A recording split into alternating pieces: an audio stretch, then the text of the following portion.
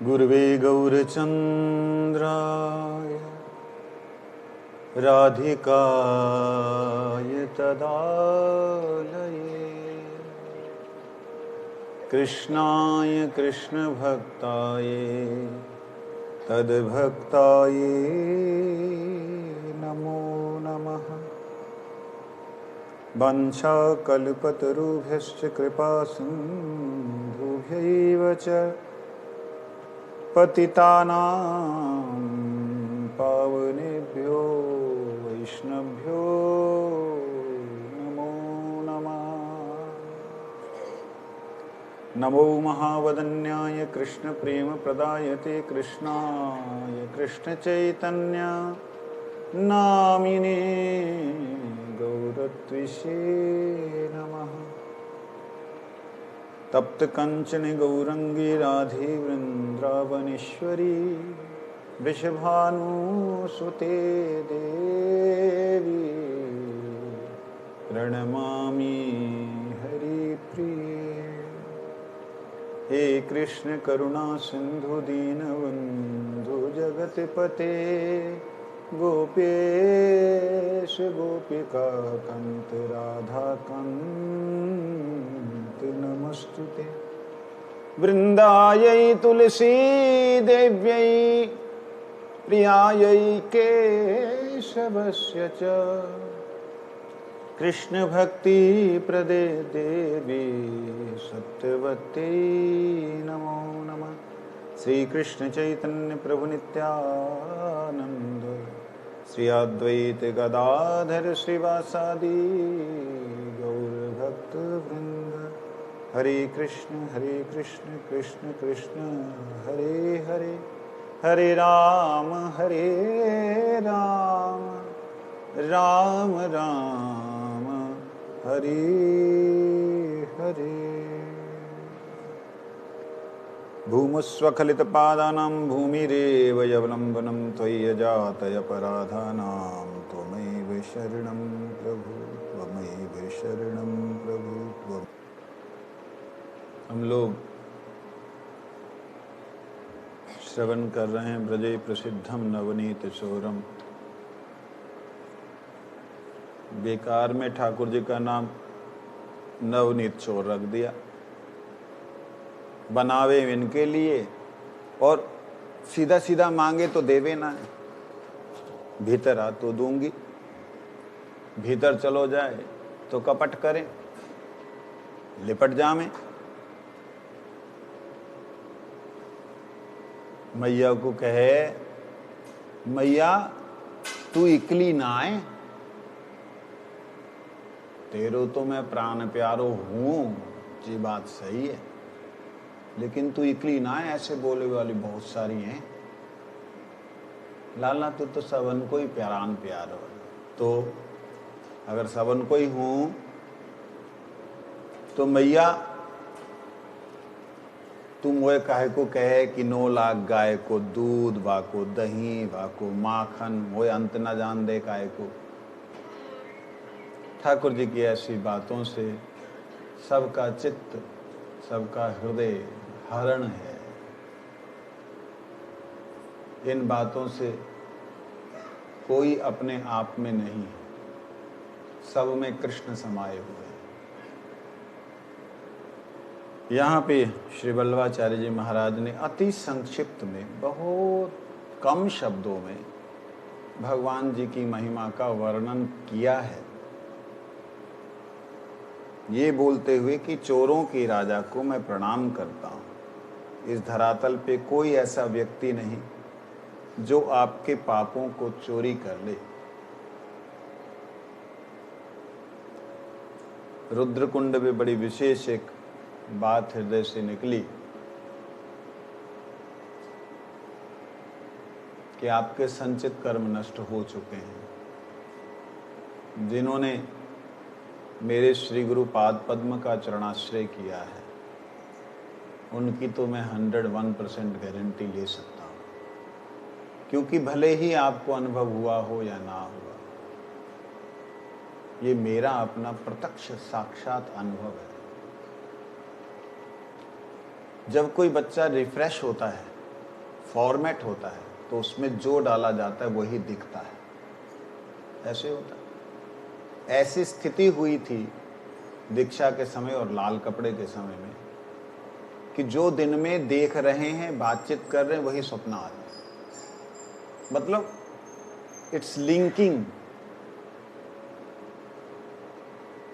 सब कुछ ऐसा लगता था जुड़ा हुआ है, जुड़ रहा है। जो बात आधी रह गई थी वो पूरी हो गई। 5-7 दिन इस प्रकार से रहा। उसके बाद जो जन्म होने के बाद बच्चे अपने संस्कार ले लेते, घटित हुआ। तो भगवान जो कहते हैं, दीक्षा काले शिष्य करे आत्मसमर्पण, सेई काले कृष्ण तरे तारे करे आत्मसम, सेई देह करे तार चिदानंदमय, अप्राकृत देहे कृष्ण चरण भज। जिस वक्त आपका हरिनाम हुआ, उस वक्त भगवान के नाम ने आपके अनेक जन्मों अर्जित पापों को चुरा लिया। इस बात को पक्का मान लीजिए। और आज का जो जीवन है, इस वाला अभी का जो जीवन है, उसको अगर आपने पूर्ण समर्पित कर दिया, उसमें कहीं कोई कमी ना रखी, तो भगवान के निज जनों को आना होगा आपको ले जाने के लिए। ये बात पक्की है, इसमें कहीं भी कोई भी संदेह नहीं है। अब आप देख लीजिए, बार बार जन्म ले, मेरा तो होगा नहीं, मेरा तो होगा नहीं। भगवान की बड़ी गंदी आदत है एक, और बड़ी अच्छी है, वो सबसे अच्छी है, लेकिन उसको गंदी मैं इसलिए बोल रहा हूँ कि भैया तुमने अगर बोल दिया, भगवान को छोटा सा बच्चा है कि भाव है भगवान का। भाव कैसा है? मैं मालिक करना, लाला इतको आइयो ना, मैं ना आऊंगा। अच्छा ना, तू मत आइयो यहाँ, मैं आऊंगा ना। ना, वो हृदय के भाव को देखते हुए बालक भाव में, मतलब ठाकुर जी का स्वभाव है, चाहे वो अनंत काल से एक ही स्थिति में हो,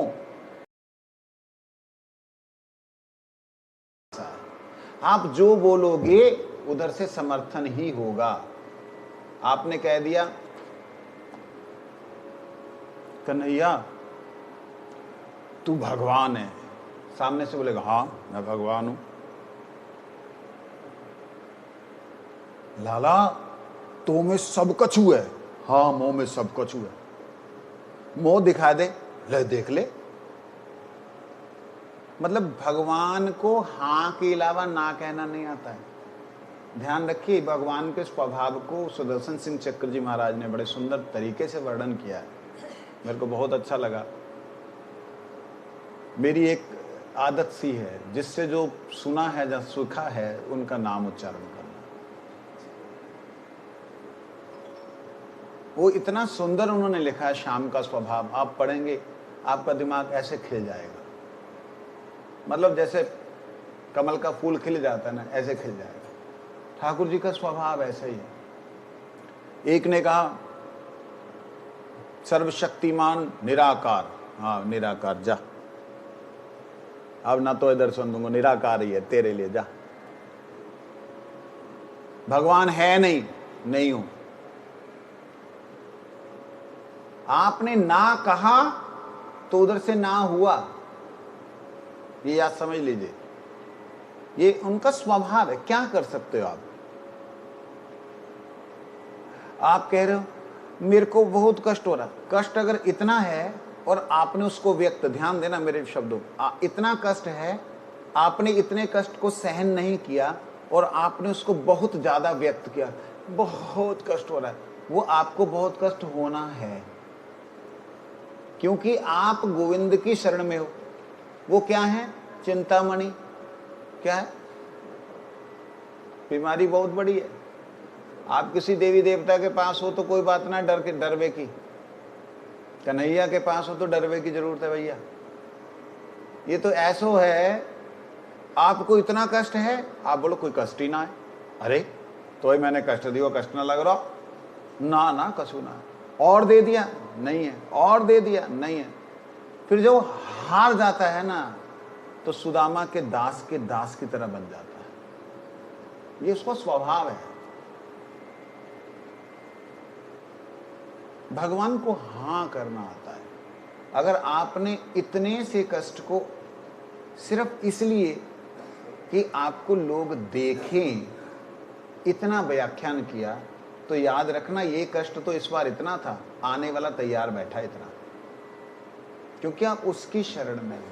उसकी शरण में तो जो व्यक्ति होता है वो क्या कहता है कि हे नाथ, हे मेरे प्रभु, तत्ते अनुकंपा सुसमीक्ष मानो, तत्ते अनुकंपा सुसमीक्ष मानो, भुञ्जानैवात्म कृतं विपाकं, भुञ्जानैवात्म। हृदवाग्वपुभिः विदधन् नमस्ते, हृदवाग्वपुभिः जीवेत सो मुक्तिपदे सदाय भाव, मुक्तिपदे सदाय जीवेत यो मुक्तिपदे सदाय। कहते हैं इस संसार के बंधनों से कौन निकल सकता है। जो कष्ट मिल रहे हैं उनको तीन प्रकार से देखा जाता है। एक है कि भगवान ने सब कुछ हरण कर लिया, मेरे को वो कृपा कर रहे हैं, ये है कष्ट का एक भाव। आपको कष्ट हो रहा है लेकिन भगवत कृपा है। अब अपना प्रेमी जब कष्ट देता है तो आपकी आंख भी फूट जाती है, तब भी आप दवाई लगाते, उसके पैर को नहीं काटते। छोटा बच्चा फक मार, दे थप्पड़ थप्पड़ मारोगे उसको, प्रेम है, संबंध है। उसी प्रकार से भगवान का जब जो भक्तों से संबंध है, उस संबंध में संबंधित होके जो कर्मों का फल मेरे को कष्ट के रूप में मिल रहा है, ये मेरे ही विपाक हैं, मैंने ही गलत पकाया है, विरुद्ध पकाया है, मैंने पकाया, किसी ने नहीं दिया। समझ लगी? हैं? कारण में एक ये भाव है। ये कौन देखता है? समीक्षमान। कौन देखता है? बोलना होगा साथ में। कौन देखता है? जो समीक्षा कर सकता है वो देखता है। और एक है देखने वाला, ईक्षमान। ईक्षमान मतलब देखने वाला, समीक्षमान मतलब समान सम्यक बैलेंसिंग करके जो देख सकता है। जो देखने वाला क्या देखता है?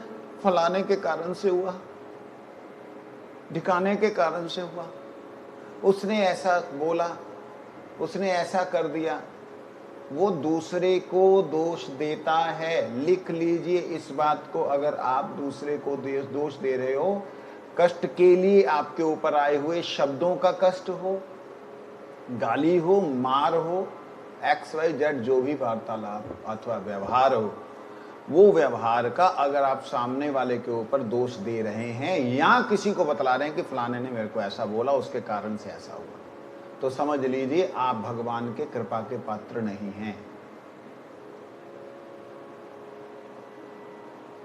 मेरे पास कई लोग आते शिकायतें लेके, महाराज जी क्या करो,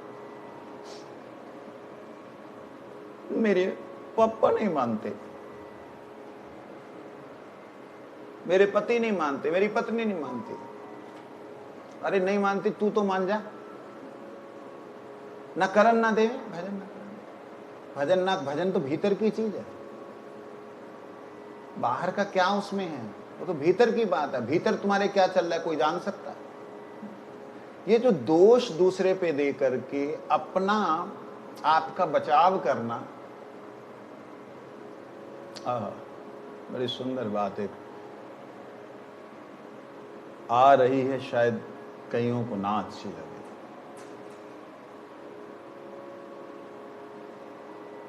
मैंने पहले भी एक दिन बताया था कि जब मैं छोटा था तो हमारी माताओं ने पूछा, हमारी माताओं का मतलब मेरी माता की सहेलियाँ, उन्होंने पूछा, अब भगवान दास इधर आ। हाँ हाँ बोलो। मैं थोड़ा सा हाइपर एक्टिव था, बात करते हुए हिलते रहना, जैसे हमारा बच्चा बासु, ऐसे था। अब बोलो, अच्छा तेरे को इतने दिन हो गए मठ में? कितने दिन हुए? बेचारे एक बच्चा अभी गया नया नया, कितने दिन हुए? 1 साल 2 साल हुए मठ में गए, 1-2 साल हुए। उसके बाद ही क्वेश्चन पूछ लिया, अच्छा बता भगवान कैसे मिलेंगे, जब भगवान के दर्शन कैसे होते हैं? इतना बड़ा प्रश्न छोटे से बच्चे को बोल दिया। मेरे हृदय से इतना सुंदर उत्तर आया। मैंने उस वक्त बोला उनको, ये गुरुजी बोल रहे हैं, मैं नहीं बोला। मैंने कहा जो व्यक्ति, बड़ा सुंदर, सुनिएगा इसको, प्रकृति क्रियमाणानि गुरि कर्माणि सर्वसा, प्रकृति के द्वारा क्रिया होती है। जो क्रिया आदमी सामने वाले व्यक्ति की होती है, किसके द्वारा होती है? प्रकृति के द्वारा। प्रकृति क्या है? रजोगुण, सतोगुण और तमोगुण। वो नहीं कर रहा है, उसको कठपुतली की तरह रजोगुण करवा रहा है, या सतोगुण करवा रहा है, या तमोगुण करवा रहा है। बहुत सी बातें बोली थी, उसमें ये भी थी। पहले मैंने बतलाया था कि उनको बोला कि सबसे पहले आपको वैष्णव दर्शन होगा, फिर गुरु दर्शन होगा, फिर भगवत दर्शन होगा। ये एक बात थी, लेकिन होगा कैसे? वैष्णव दर्शन होगा मतलब हमको तो वैष्णव दर्शन हो गए कि नहीं हुए? कि ना है? आपको वैष्णव दर्शन हुए?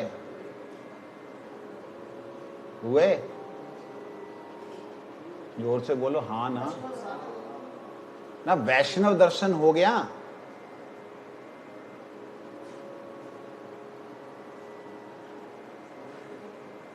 हो गए, ठीक है। गुरुदेव के दर्शन हो गए?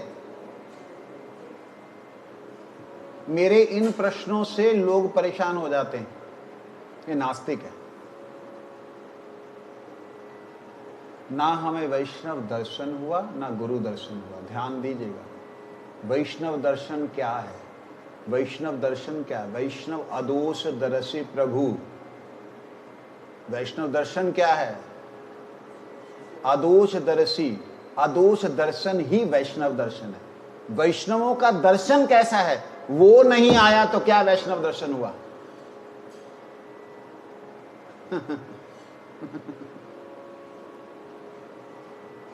अदोष दर्शी प्रभु। और गुरु दर्शन, गुरुदेव जिस भाव में भावित हैं, वो भाव का दर्शन, वो भाव की प्राप्ति, गुरु दर्शन। निश्चित रूप से आप सबको गुरुदेव का दर्शन हुआ, वैष्णव दर्शन हुआ, लेकिन एक दिन गुरु महाराज जी कहते, हमारा गुरु जी हमारा सामने था, हम दुर्भागा गुरु जी को समझ नहीं पाया। एक गुरु जी के शब्द, एक उनका है और एक हम हैं जो दर्शन कर लिया हमने। तो बात को गंभीरता से लेंगे, समझ आएगा। हम लोगों ने जो दर्शन किए हैं, वो दर्शन एक अच्छे व्यक्तित्व के, एक अच्छे साधु के दर्शन किए, लेकिन वो दर्शन जब तक अंतःकरण में आके बाहर ना आने लगे, तब तक हम सुसमीक्षमान नहीं होंगे, सुंदर समीक्षा करके देखने वाले नहीं होंगे। और जब तक सुसमीक्षमान नहीं हो, ब्रह्म स्तंभ में भगवान ब्रह्मा ने कहा है कृष्ण स्तुति करते हुए कि वह आपकी कृपा को नहीं देख सकता। आपकी बहू ने आपको गाली दी, आपके ऊपर श्री राधा रानी की कृपा हो गई। ले ऐसे कैसे? उसकी मैं ना चुटिया खींच के मारूंगी तो हो गया तुम्हारा भजन।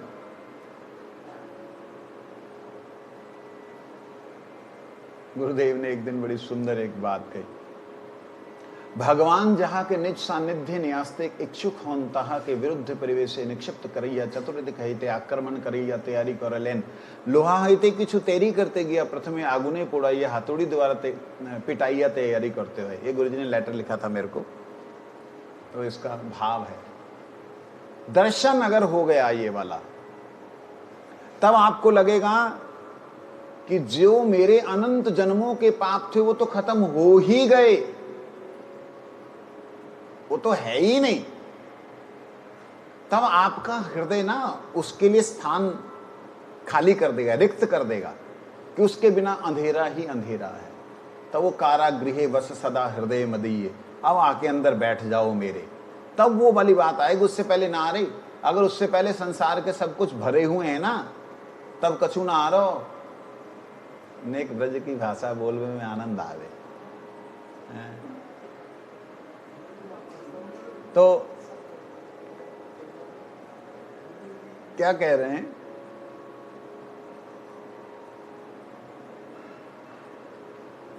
गुरु दर्शन, वैष्णव दर्शन, ये है सुसमीक्ष दर्शन।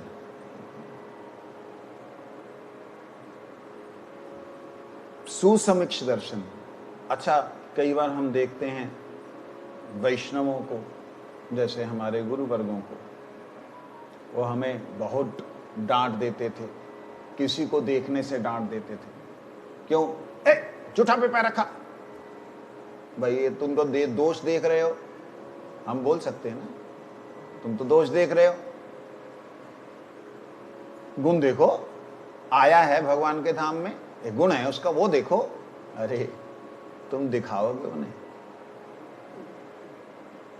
वो ये देख रहे हैं कि ये ठाकुर जी का जहां प्रसाद पाया है, वो ठाकुर जी के प्रसाद का कुछ अंश नीचे गिरा हुआ है, उसके ऊपर पैर रख रहा है, इसका कल्याण कैसे होगा? वो इसलिए डांटते हैं। वो डर जाता भी कुछ तो गड़बड़ी हुई, समझ में नहीं आता, इतनी जोर से डांट दिया, समझ में नहीं आता कि क्या हो गया। अच्छा, लोग उसको साधारण समझते हैं, अरे जूठा पैर इधर उधर जाएगा, पैर तो वैसे ही ऐसा है, पैर पे हाथ लगा के तो आपको माला जो है पकड़ सकते हो। पैर के आने जाने की बात नहीं है, मूल उसमें बात यह है कि ठाकुर जी के प्रसादी को पैर ना लग जाए,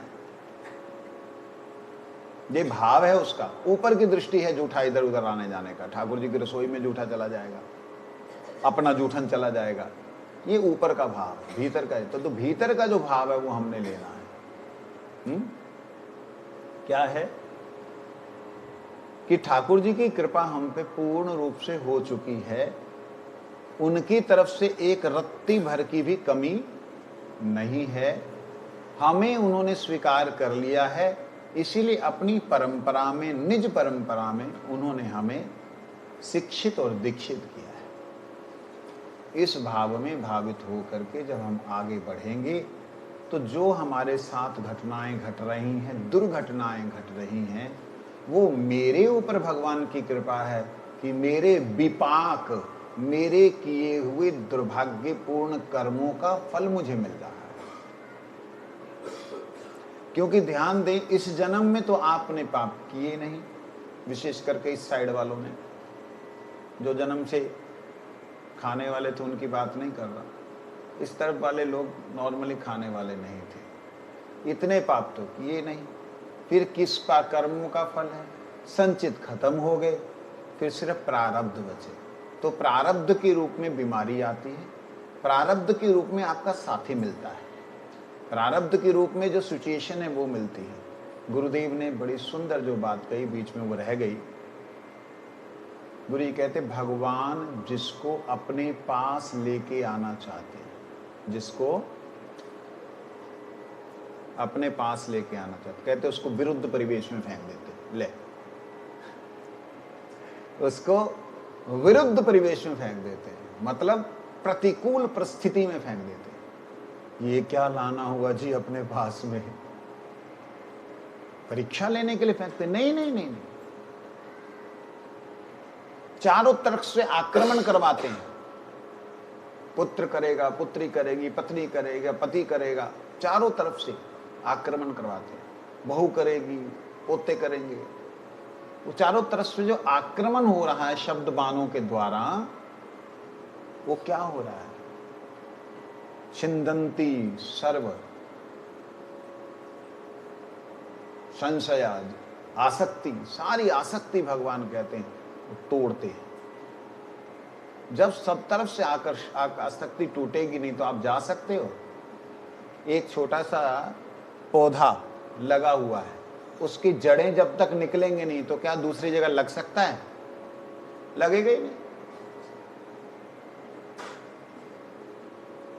तो सब ग्रंथि का छेदन करते हैं। कैसे करते हैं? तो ये भगवान की कृपा है कि नहीं? आप कृपा को ऐसे लोगे, नहीं नहीं अब उसके साथ नहीं रहना, ना ना उससे दूर ही रहना अच्छा है, मेरा भजन खराब होता है। आप कृपा को ऐसे लोगे?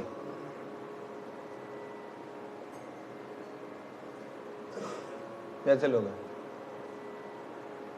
अगर आपने भगवान की कृपा समझ ली कि ये देने वाली गाली मेरे को जो आई है भगवान की कृपा से, भगवान की कृपा है, तो आप उससे दूर रहना चाहोगे? बोलो ना। इसका मतलब आपका सुदर्शन नहीं हुआ है। अगर आप ऐसी परिस्थिति से भागोगे तो सुदर्शन नहीं हुआ है। भगवान गुरुदेव आगे कहते हैं, चारों तरफ से आक्रमण करके भगवान संतुष्ट नहीं होते। कहते ऐसे ही समझो जैसे लोहे से कुछ बनाने के लिए पहले क्या करते? आग में डालते हैं। आग में डालकर लाल जब हो जाता है तो लोहा सोचता मेरा रंग बदल गया, हाँ मैं सोने की तरह बन गया। निकाल के दे धनाधन उसको पीटते हैं और ऐसे मारते हैं कि बेचारा जैसे पहले था वैसे बिखर जाए, टेढ़ा मेढ़ा हो गया। फिर क्या करते हैं? उसको घिसते हैं इधर से उधर, घिस करके थोड़ा सा पानी लगाते हैं उसको टेम्पर करने के लिए। लगाया, अब क्या हुआ? उसको शांति मिली, हाँ बस थोड़ा कष्ट था, अब कितने फिर उठाया, फिर आग में डाल दिया, चल फिर आग में डाल दिया। और डाल करके जैसे ही गर्म हुआ, लाल हुआ, फिर निकाला, फिर पीटा। गुरु जी कहते ऐसे ही भगवान जिससे प्रेम करते हैं उसको इसी प्रकार से तैयार करते हैं। अगर आप चाहते हो इस संसार से निकलना तो आप ये देखो कि आपके से अगल बगल का वातावरण ज्यादा अनुकूल है क्या?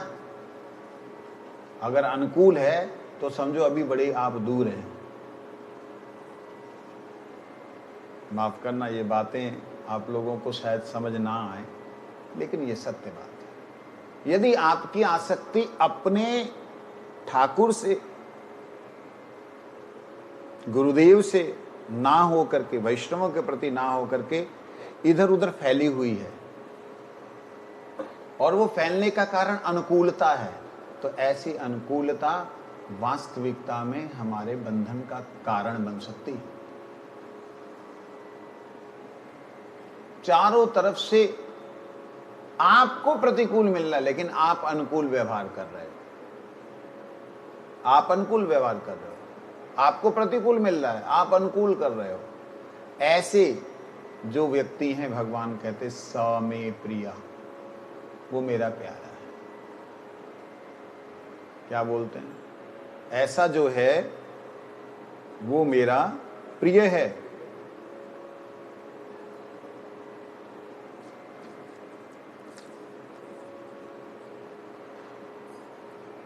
नापेक्ष सुचिद दक्ष उदासीनो गत व्यथ सर्वारंभ परित्यागी यो मद भक्त स मे प्रिय।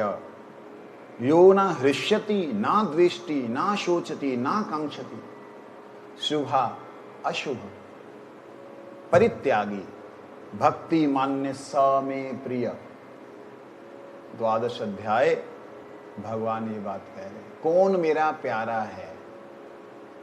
आप भगवान का प्यारा बनना चाहते हैं या भगवान आपके प्यारे बने, उसके लिए ऐसी आपको अपने आप में, हमें अपने आप में सिचुएशन बनानी होगी। समझ लगी? समः शत्रु च मित्रे च तथा मान अपमानयो शीतो उष्ण सुख दुखेषु समः संग विवर्जिता। समः समान और संग विवर्जित, इस प्रकार से भगवान कह रहे हैं। आखिर में भगवान कहते हैं, निंदा तुल्य निंदा स्तुतिर्मौनी संतुष्टो येन केनचित् अनिकेत स्थिरमति भक्ति मान्य प्रियो नरः। 12 अध्याय का आखिरवां श्लोक है जिसमें भगवान कहते अतीव में प्रिया। पहले प्रिय है, आखिर बोलते अतीव में प्रिय। कौन है? ये तो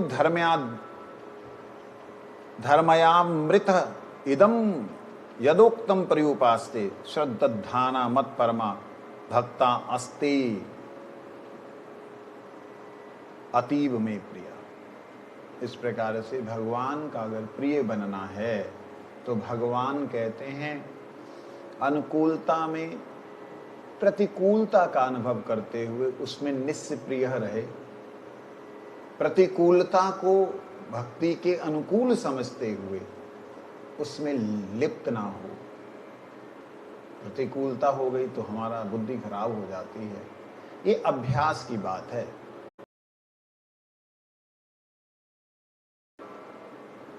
आप समान हो जाइए, क्योंकि कई चीजें ऐसी हैं संसार के अंदर जो क्षण भर के लिए गर्मी मिली ठीक है उसको ले लो, ठंडी मिली ठीक है उसको ले लो, शीतोष्ण सुख दुखदा, सुख और दुख।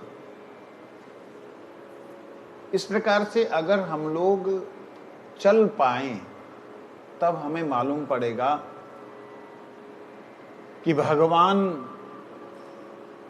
जो अनेक जन्मों के अर्जित पापों को चोरी करते हैं तो इसका मतलब हमारे अनेक जन्मों के दुखों का भी वो हरण करते हैं। ठीक है, यहां कहते हैं श्री राधिकाया हृदय चोरम। हाँ, कल हमने सुना था पदाश्रिता नाम च समस्त चोरम। जो चरणों में आश्रय ले उसका सब कुछ ही चोरी कर लेते हैं।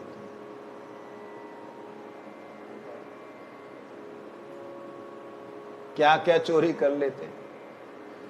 धनम च मानम च तथे इंद्रियाणि प्राणांश हृत्वा। सबको चोरी कर लेते हैं, कुछ भी नहीं छोड़ते।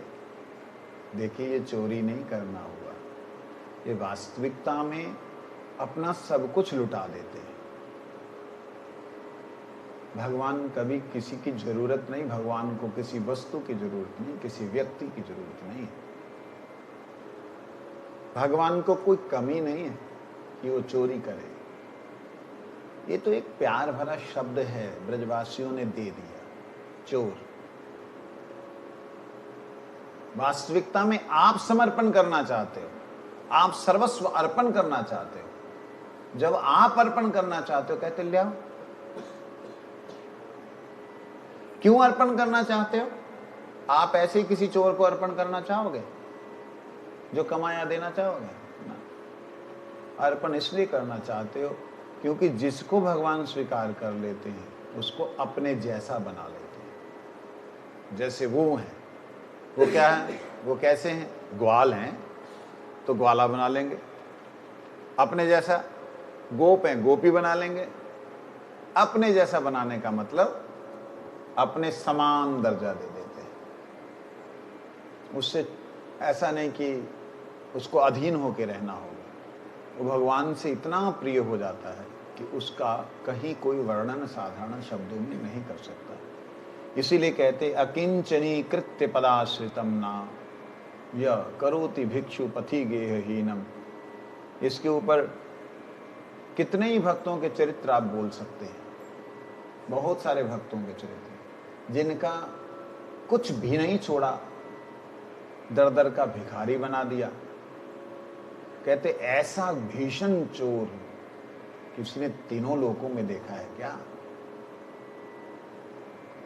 आश्रित हुआ, उसका सब कुछ चुरा लिया। ऐसा भीषण चोर देखा है किसी ने? तो ये भाव है वल्लभाचार्य जी का। कहती है यदि नामापि हरत्य शेषम गिरी प्रसाराणपि पापराशिम आश्चर्य रूप ननु चौरिद्रिक दृष्ट श्रुतो व मया कदापि। कहते हालांकि जिनका नाम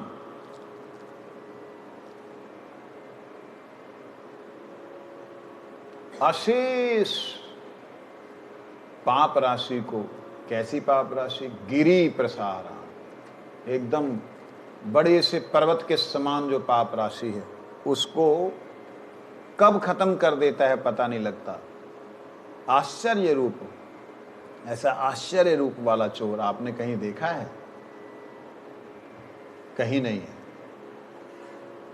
धनम च मानम च तथे इंद्रियाणि प्राणं शरित्वा मम सर्वै पलायसे कुत्र द्युतोऽद्य चोर त्वं भक्ति दाम्नासि मया निरंतर। मीरा जी ने कहा कि आपने मेरा मान खत्म कर दिया, मेरा मान हरण कर दिया। मीरा जी का कितना सम्मान था, उसको कुल कलंकनी है, इसने अकबर का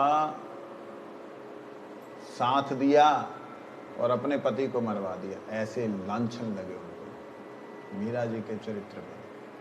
बताइए, ऐसा दुर्लभ भक्त, उसके ऊपर ऐसे लांछन लग रहे हैं और भगवान के साथ में इतनी जुड़ी हुई है उसे कोई कुल की कहानी उसको कहीं भी कान में नहीं आ रहा। मीरा कृष्ण के श्री चरणों में इतना समर्पित हो चुकी है। आइए, समय हो गया।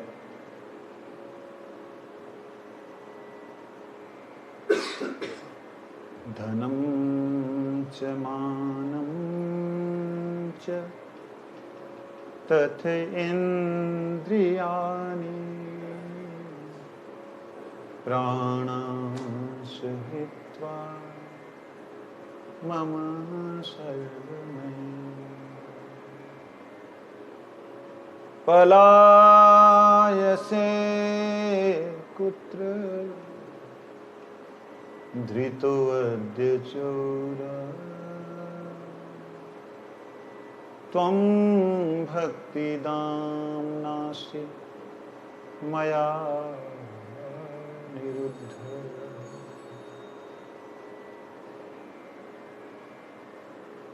कहते आप कहाँ भाग रहे हो?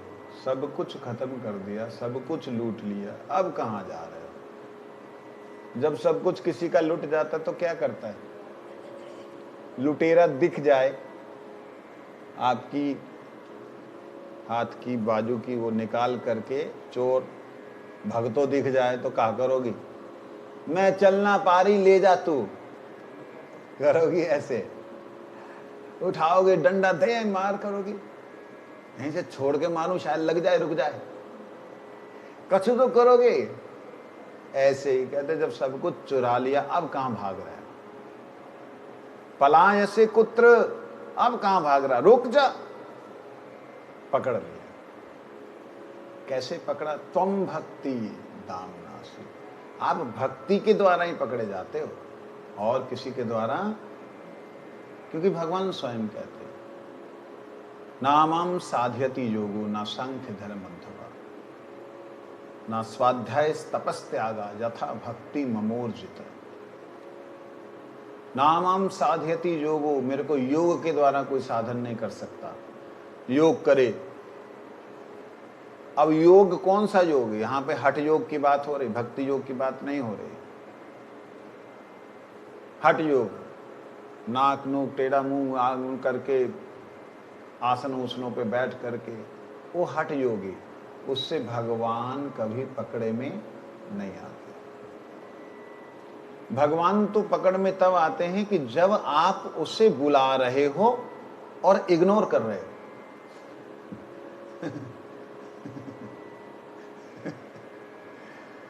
नई बात आ रही, उसको बुला रहे हो प्राण से, लेकिन कुछ चाह नहीं रहे हो। ना ना, तुमसे कुछ नहीं चाहिए, नहीं चाहिए ही नहीं मेरे को। बुला हृदय से रहे हो और बुलाते हुए वो कहे अरे ये देख तेरे मुख से बात निकली वो सिद्ध हो गई। ना ना ना, मेरे मुंह से कछु ना निकला, तूने उल्टे सीधे काम किए, मैंने न करूँ। मतलब वो आप किसी भी प्रलोभन में पड़े ही ना। कहते ऐसी स्थिति में जहां पर आपको किसी का भविष्य दिखने लगे और आप कहें ना, मतलब हर स्थिति मान के अंदर जो आ जाता, मान मतलब सम्मान,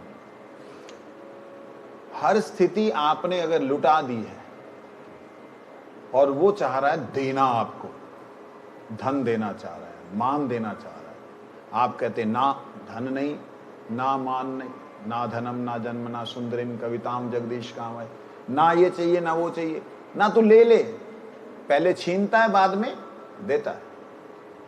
जैसे उदाहरण के लिए हो सकता है पहले जन्म में कभी हमारे भगवान ने ऐसे सिचुएशन पैदा की हो, प्रतिकूल परिस्थितियों से निकल करके भगवान का भजन छोड़ा नहीं, तो सब कुछ पहले हरण किया हो, अब सब कुछ दे रहा है, ये महल बना दिया, ये घर बना दिया, ये सब। कहाँ एक साधारण परिवार से आया हुआ जीव, उसको कहाँ गद्दियों पे बैठा दिया। हजम नहीं हुआ तो बात अलग है, तो गिर जाएगा। लेकिन इतना जगह बैठाने के बाद भी अगर वो सरल है, सरल का मतलब जानते हैं,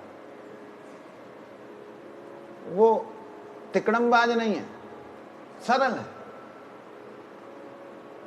सहज है, हर कोई पकड़ सके, हर किसी के लिए वो अपना हो, हाँ? भोला सहज ना, सहज भोला नहीं होता, सहज ऐसा होता है कि मतलब हर किसी के लिए वो सहज है, किसी के लिए वो दुष्कर नहीं है प्राप्ति में। कोई बच्चा चाहे तो उसको बुलाए तो बच्चे कहते हैं हाँ अच्छा, कोई बड़ा चाहे तो इंटेलेक्चुअल हो, हर किसी को जो भा जाए, हर किसी के चित्त को आकर्षण कर सके, वो होता है सहज। सरल सरल है, कोई गुंजल नहीं है उसमें, उलझन नहीं है। जो भीतर है वो बाहर है, वही सरल है। जो भीतर वही बाहर, समझो ये सरल है। और जो भीतर अलग है बाहर अलग है तो कपट है, वो कपटी है। तो इसलिए कपटी नहीं बनना। ओ तो हमको जो भगवान जी की कृपा के अनुभव होते सब बता दें, वो नहीं बताना। अपने जो दोष हैं वो रख दो, जिनको चाहिए वो खा लो, है ना। मनसा कल्पश कृपा वैष्णव